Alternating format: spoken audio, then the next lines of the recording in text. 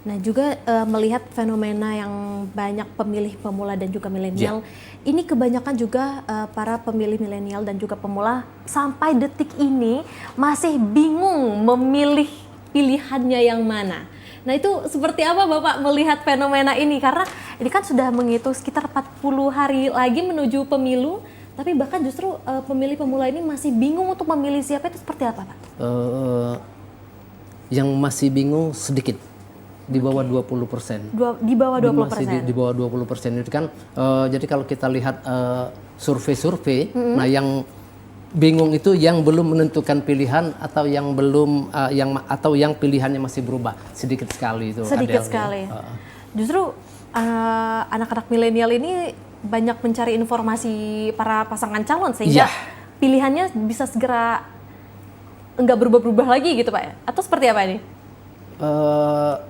Kalau saya perhatikan dari survei-survei yang ada, mereka juga sudah ketidakragu-raguan pemilih pemula ini kan bisa kita lihat di slide.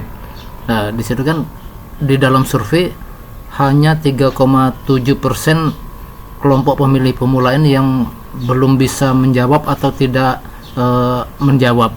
Nah, angka ini kan lebih kecil bahkan dibandingkan dengan kelompok milenial yang sudah beberapa kali mencoblos.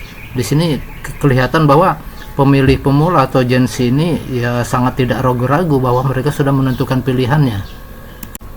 Ya masih soal pemilih pemula ini ada survei yang lain yang dilakukan pada Oktober dan Desember. Nah di sini kita coba membuat perbandingan.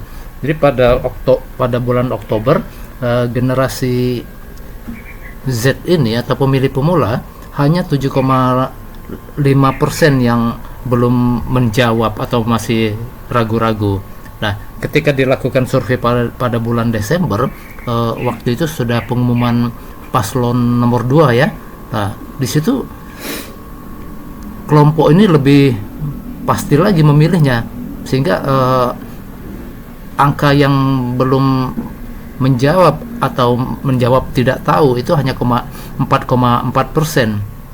Sebaliknya yang terjadi pada kelompok usia-usia dewasa, misalnya yang generasi kolonial ya, yang sudah 55 tahun ke atas, pada survei bulan Oktober ada 33,4% yang tidak menjawab. Nah, kemudian pada bulan Desember tinggal 8,5% yang belum menjawab. Nah, di sini kan bisa kita katakan bahwa generasi Z ini sudah lebih pasti memilihnya dibandingkan dengan usia yang lainnya.